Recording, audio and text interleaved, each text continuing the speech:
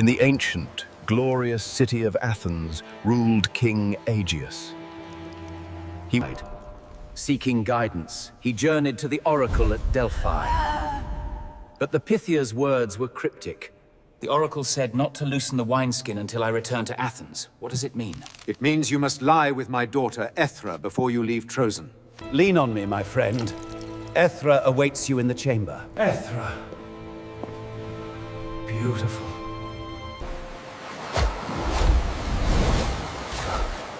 That legend tells, that very same night. If a son is born to us, Ethra, see that when he is grown,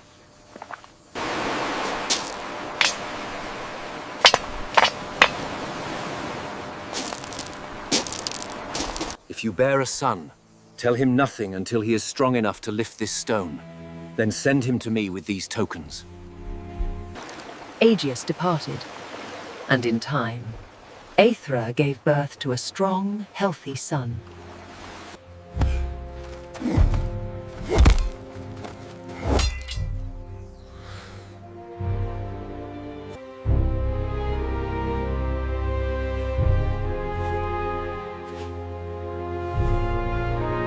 When you reached manhood, I led you to this great stone. I reveal the truth of your father and the test you must pass. Theseus approached the boulder. Bracing himself, he summoned his innate strength, and beneath it lay the sword and sandals, untouched by time. He took them. Take the ship, my son. It is too dangerous by land. The sea route is secure, Theseus. Do not invite peril. I must earn my renown. I go by land. He refused the easy path. He would take the perilous overland road around the Saronic Gulf, a path infamous for its deadly brigands. And so, armed with his father's sword and his own courage, Theseus set out alone to prove his worthiness.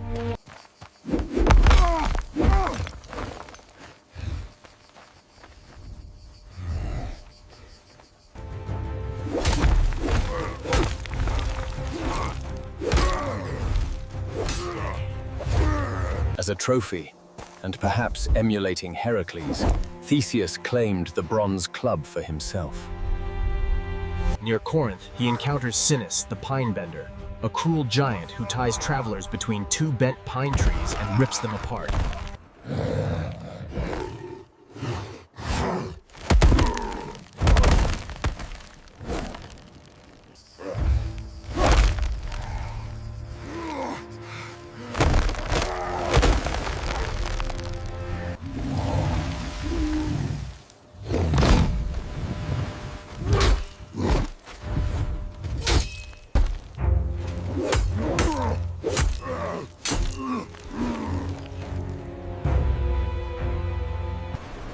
Near Megara, along treacherous cliffs by the sea, he meets Siron. Along the treacherous coastal cliffs near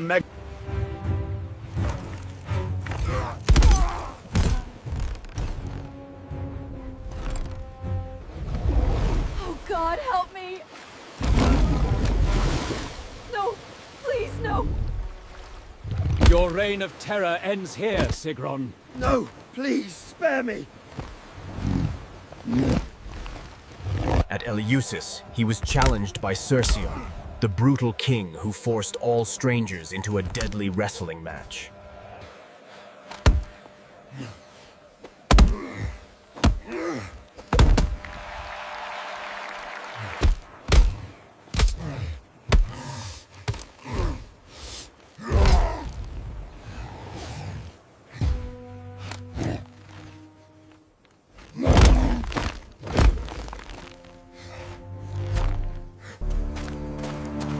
Procrustes offers travelers a place to rest in his special bed. He offered travelers a bed for the night, but he had two beds, one short, one long, and an iron will for cruel symmetry. If the guest is too tall for the short bed, Procrustes cuts off their legs to make them fit. Horrifying implication. And if a guest was too short, he would hammer and stretch their body upon his rack until they reached the required length. Welcome, traveler. Rest your weary bones upon my finest bed. It fits everyone perfectly. Your generosity is noted. I shall try it then. Let us see how you fit your own bed.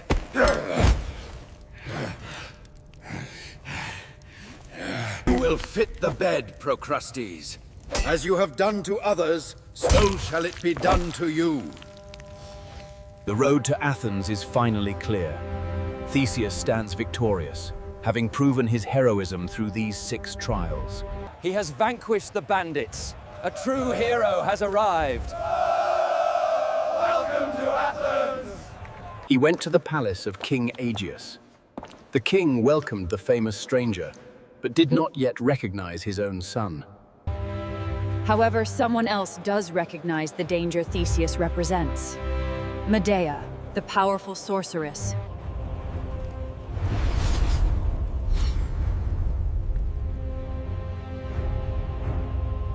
She immediately began poisoning Aegeus's mind against the young hero, whispering that he was a spy, a threat, an assassin. You must do this, Aegeus. He is a threat to your reign. Theseus, welcome. A toast. Thank you, King Aegeus. I accept this honor. At the welcoming feast, Aegeus offered the poisoned chalice to the unsuspecting hero. Theseus raised it to his lips.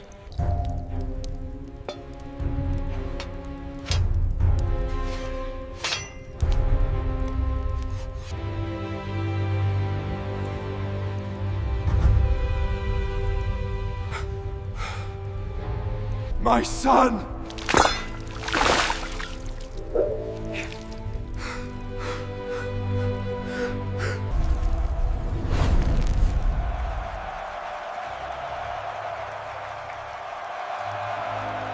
Theseus was hailed as the hero of Athens. The long-lost son returned, destined to rule. But a dark shadow hung over the city. For Athens was bound by a terrible tribute, a debt of blood paid to a powerful island kingdom to the south, Crete. This tribute was demanded by King Minos of Crete, a powerful son of Zeus himself.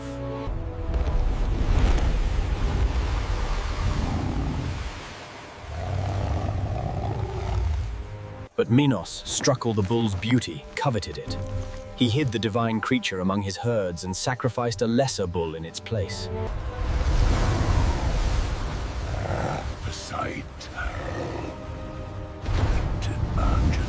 He cursed Queen Pasiphae, Minos' wife, filling her with an uncontrollable, maddening desire for the white bull itself. Consumed by this unnatural passion, Pasiphae sought the help of the master inventor, Daedalus, exiled from Athens. Understanding her plight, or perhaps fearing her wrath, Daedalus constructed a cunning device. He placed the queen inside and wheeled the decoy into the meadow. The great white bull approached, deceived. The result of this curse union. Minos looked upon the creature with horror and shame. His broken oath to Poseidon had brought forth this abomination. The Minotaur grew strong and savage, its unnatural hunger. Daedalus, build an inescapable prison to contain this shame. I will not have this beast roam free. And so Daedalus designed his masterpiece of architecture and cruelty, the Labyrinth. A winding prison of passages that turned back on themselves, so complex that even Daedalus himself could barely find his way out. Into the dark heart of this maze, the monstrous Minotaur was cast. Its roars echo. The scene returns to Athens. King Aegeus looks somber.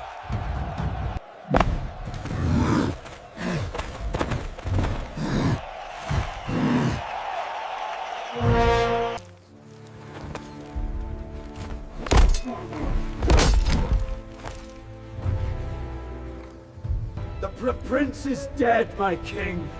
My grief is immense, my fury absolute. I declare war upon... Crete's mighty navy blockaded the city. Famine and plague struck Athens. Minos, aided by the gods, brought the city to its knees. To save his city, King Aegeus was forced to accept Minor's terrible terms. Every 9 years, or sometimes annually, Athens must send 7 of its noblest youths and 7 of its most beautiful maidens to Crete.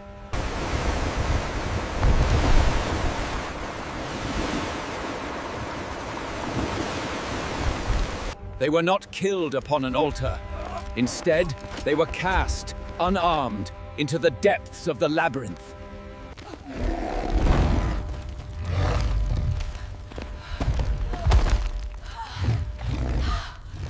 Back in the present, the time for the 3rd tribute has arrived.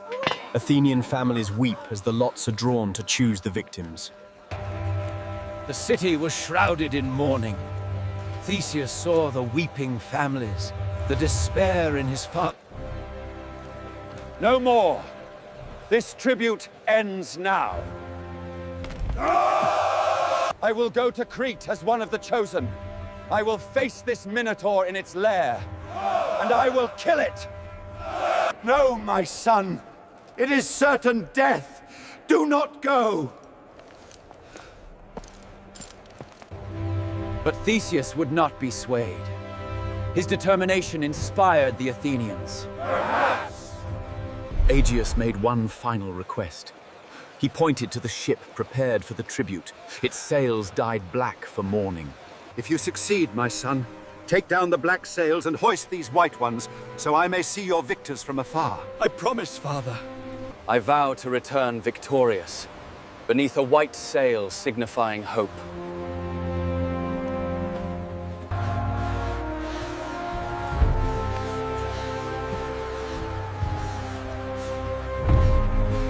The ship sailed south, a vessel of sorrow bound for the island of the Bull King and his monstrous son.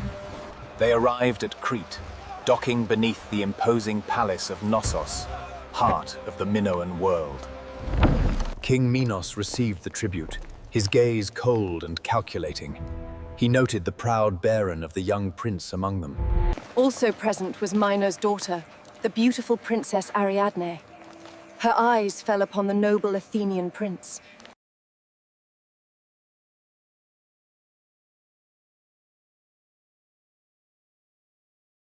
I did not come here to be a sacrifice.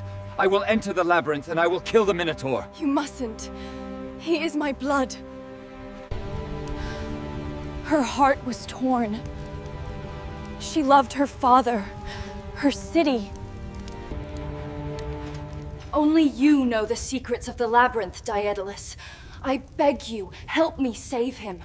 Tell me how to escape your maze. How can he survive? Listen closely, Princess. There is a way. The labyrinth is designed to confuse, but its path can be retraced with a simple tool. Have him tie one end to the entrance and unwind the thread as he goes deeper.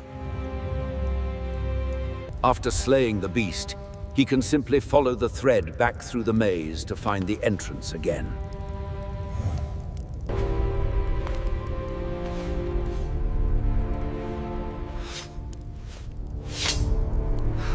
Take this thread. You must unwind it as you go deeper. It is the only way out. I understand, Ariadne. I will return. This is your only hope of survival. But you must promise me, swear a sacred oath. If you survive, take me with you. Make me your wife. I swear I will take you to Athens.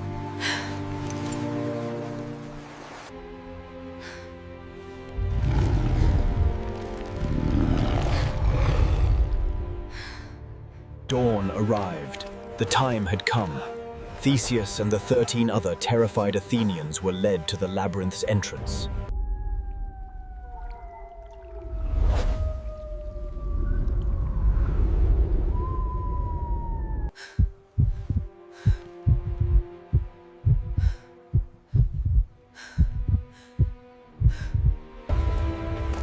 Fear not. Follow me, and we shall see the sun again.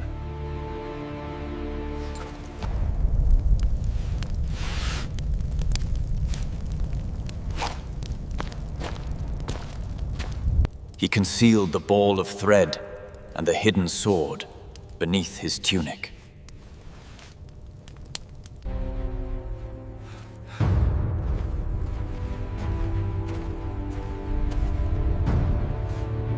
The great door boomed shut behind them, plunging them into absolute darkness, sealing their fate. It's a dead end. We have to turn back. Are you certain we haven't been this way before? I can't remember.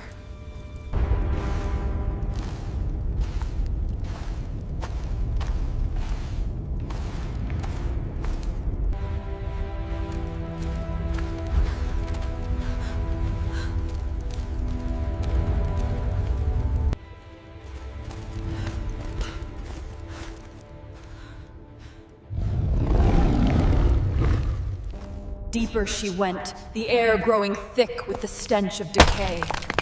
Bones crunched underfoot.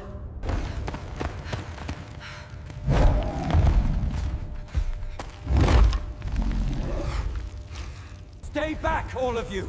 Hide! I'll face it alone!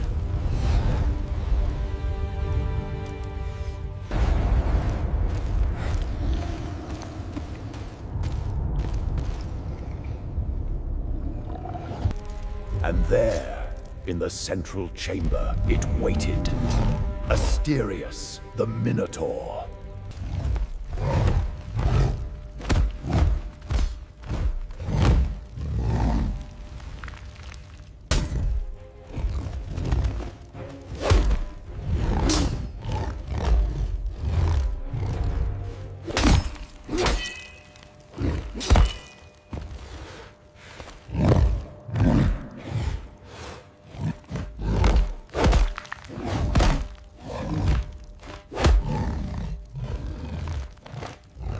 He struck with his sword, wounding the beast, or perhaps grappling it, trying to seize its mighty horns.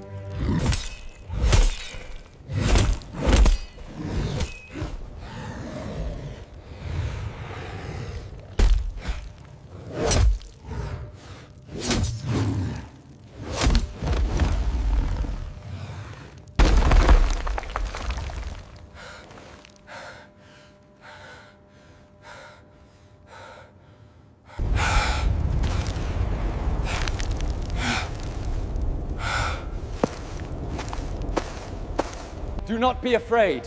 We are Athenians, and we will face this together. Follow me.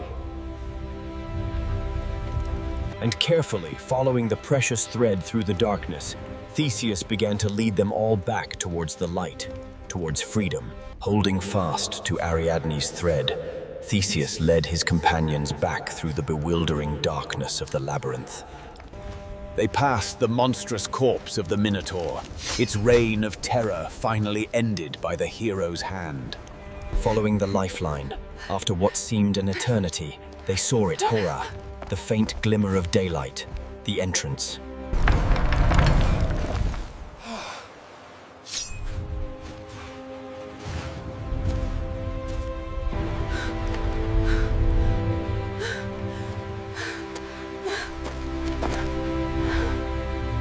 Quickly! My father does not yet know. We must flee to your ship before the alarm is raised. The ship is waiting. Move swiftly and silently.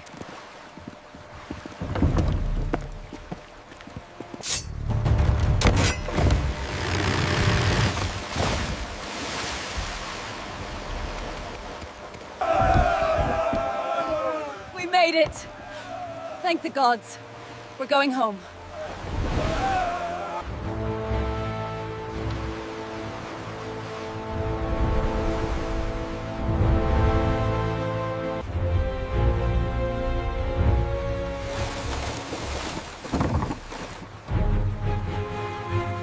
There, perhaps, they celebrated their escape, their newfound love blossoming under the Aegean sun. Exhausted by the ordeal, Ariadne fell into a deep sleep upon the shore, dreaming perhaps of her arrival in Athens as Theseus' queen. But fate, or the gods, had other plans. Some say the god Dionysus appeared to Theseus in a dream. Ariadne, you were always destined for me. You are far too divine for any mortal king.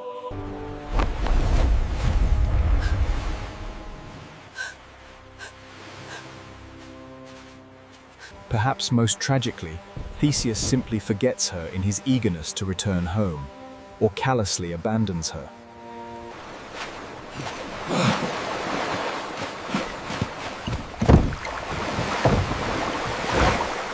And sailed away, abandoning the princess who had saved them all, leaving her alone on the deserted shore. Theseus! Theseus, how could you leave me? Come back! Come back! Leave your sorrow behind, Ariadne. I offer you immortality.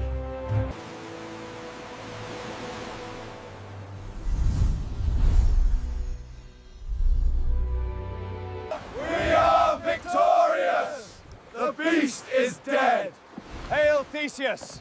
We sail for Athens! But Theseus, overwhelmed by the events, the fight, the escape, perhaps guilt or grief over abandoning Ariadne, forgets something crucial.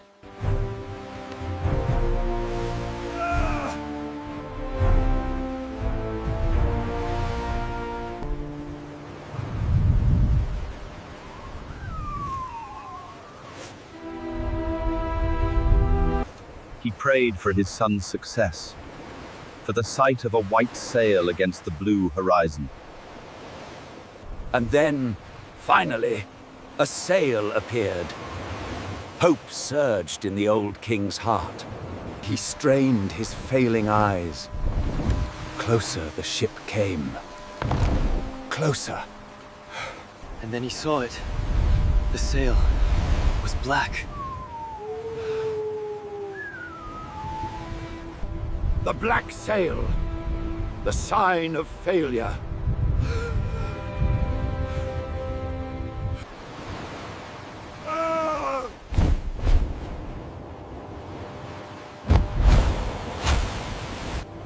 And that sea, ever since, has borne his name, the Aegean Sea. A lasting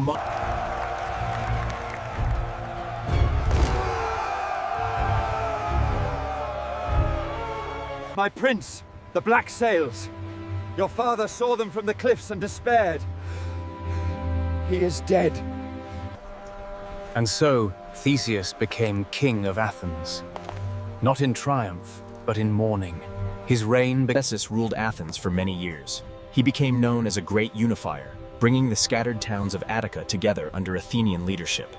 He established laws, fostered democracy, and championed the common people, becoming a model king.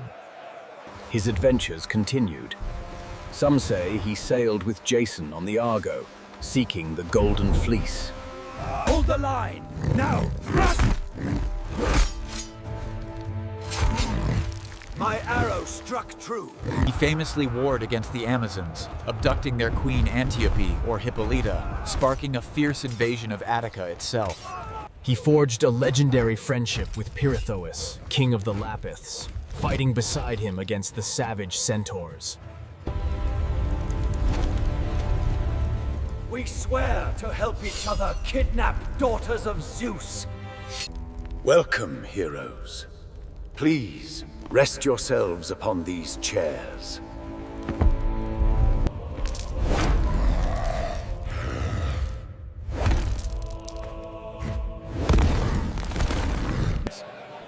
But when Theseus returned to Athens, much had changed. His long absence, his underworld journey. Go, exile! You are no longer welcome here! Hail, King Mnestheus!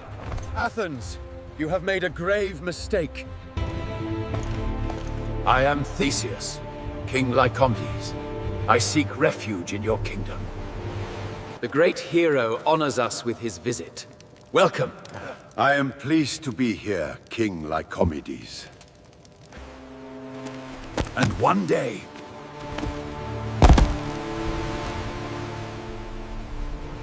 Theseus, a hero of complex legacy, born of mystery, driven by a desire to emulate Heracles, who cleared the path to Athens, embodying justice against brute force.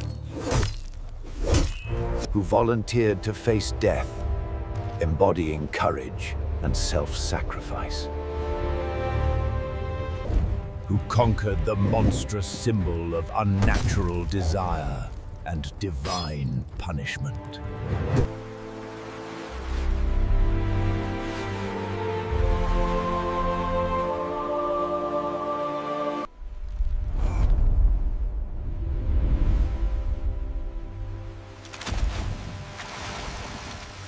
He remains Athens' foundational hero, the unifier, the monster slayer, the king who embraced democracy. His journey through the labyrinth echoes our own navigation through life's complexities, seeking clarity amidst confusion. Hero who faced within the maze, the beat with a maze. Thank you for venturing into the labyrinth with us.